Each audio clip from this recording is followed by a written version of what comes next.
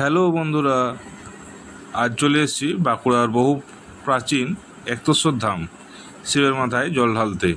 তো তোমরা এখানে কোন কোন বন্ধু জল ঢালতে এসছো বা আসার প্ল্যান আছে অবশ্যই কমেন্ট করে জানাবে। আর আমার ভিডিও যদি ভালো লাগে অবশ্যই লাইক, শেয়ার, কমেন্ট এবং সাবস্ক্রাইব করে সবাই পাশে থাকবে। তো আমরা চলে এসেছি শ্রাবণ মাসের চতুর্থ সোমবারে।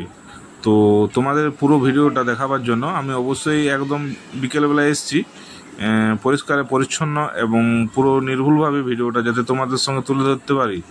তো বন্ধুরা, তোমরা কারা কারা বাঁকুড়া একতেশ্বর ধাম এসেছো অবশ্যই কমেন্ট করবে এবং কারা কারা আসতে চাও অবশ্যই কমেন্ট করে জানাবে।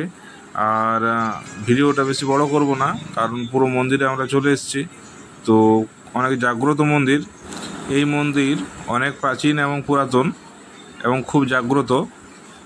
তো বাঁকুড়াবাসী অবশ্যই জানে যে এক কথায় বাঁকুড়ার একতেশ্বর ধাম। এখানে সারা বছরেই ভক্তদের আনাগোনা রয়েছে দূর দূরান্ত থেকে। বাবা খুব জাগ্রত। তো যারা এখনও আসনি অবশ্যই এই মন্দিরটি একবার ভিজিট করে নেবে। আর আমার যারা নতুন বন্ধু আছো অবশ্যই এখানে চলে এসো, জায়গাটি খুব মনোরম পরিবেশ এবং বাবা খুব জাগ্রত। তোমরা আশা করি তোমাদের জায়গাটি ভালো লাগবে। তো বন্ধুরা, বাঁকুড়ার একদম বাইপাসে এটি অবস্থিত।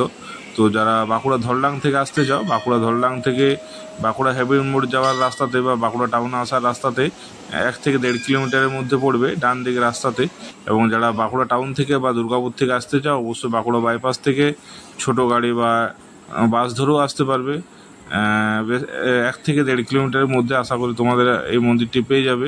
তো মন্দিরটি নতুনভাবে এবং নতুন রূপে করেছে এবং অনেক প্রাচীন মন্দির।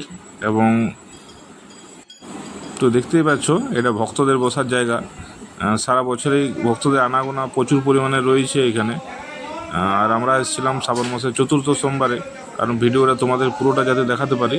তো বলতে বলতে চলে এসেছিলাম, দেখো বন্ধুরা, একদম বাবা শিবের মাথায় জল ঢালার জন্য। তো যতই দেরি করে আসে না কেন তবু লাইনটা ছিলই।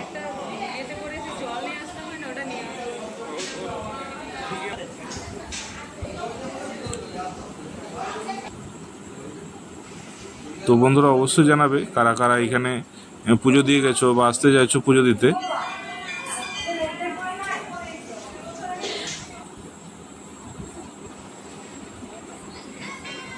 দেখো আমি যে সময় ছিলাম পুরো ফাঁকা, তো আমিও পুজো দিচ্ছি একটু ফাঁকা পেয়ে।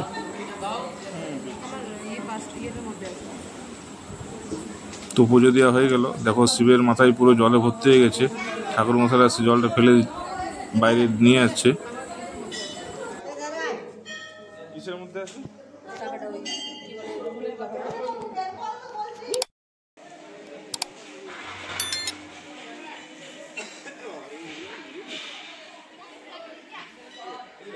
তো বন্ধুরা, আর ভিডিও বেশি বড় করব না, অবশ্যই সবাই পাশে থাকবে, লাইক, শেয়ার, কমেন্ট করে।